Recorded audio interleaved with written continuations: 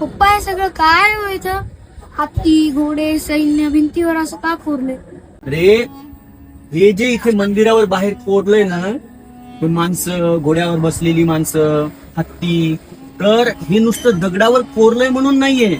हे मंदिरावर यासाठी कोरलंय की त्या काळामध्ये सैन्य होतं, पैदल चालणारं, पायदळ म्हणायचे, घोडदळ, घोड्यावर बसून चालणारं सैन्य आणि हत्ती दळ. हे सगळं त्या काळातलं जे आहे ते आपल्या या औंढानाथच्या मंदिरावर कोरलेलं आहे, आपल्याला माहिती व्हावी म्हणून. आलं लक्षात? ही मूर्ती कशाची आहे?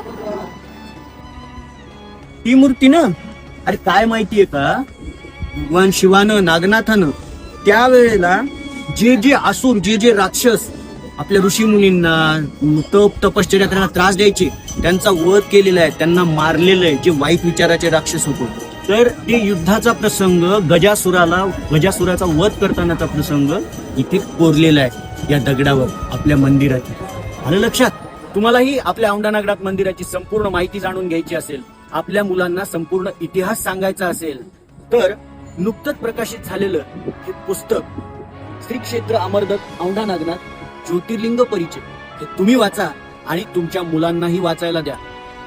आपल्याला हे पुस्तक पाहिजे असेल तर खाली स्क्रीनवर दिलेल्या नंबरवर संपर्क करा आणि आपली प्रत आजच मिळवा.